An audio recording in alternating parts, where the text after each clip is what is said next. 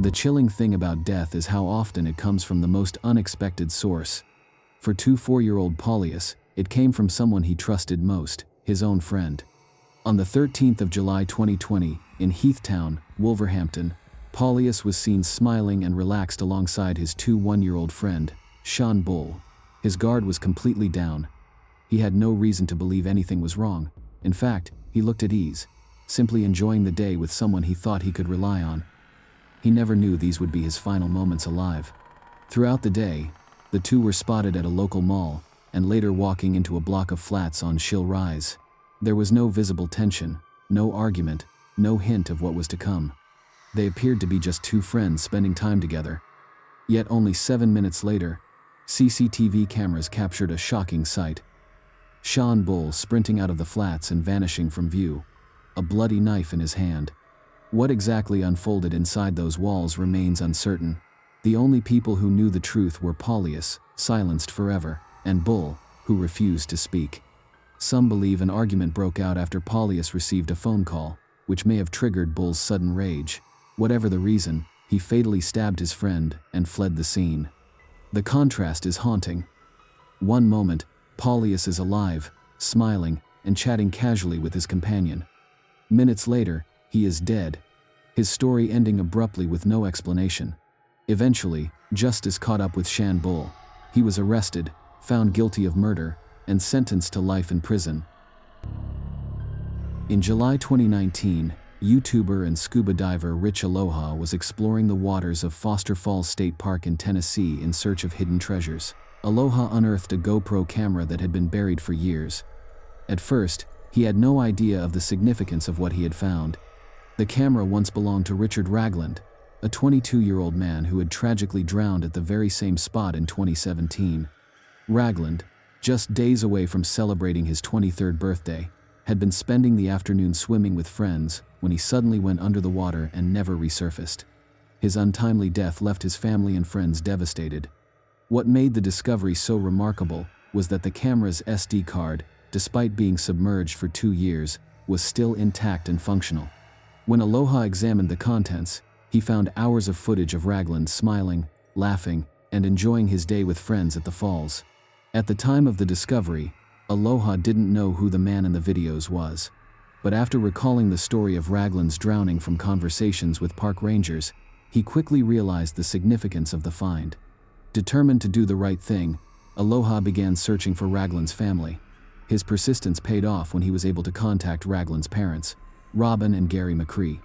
For the grieving parents, the recovery of the camera was nothing short of miraculous.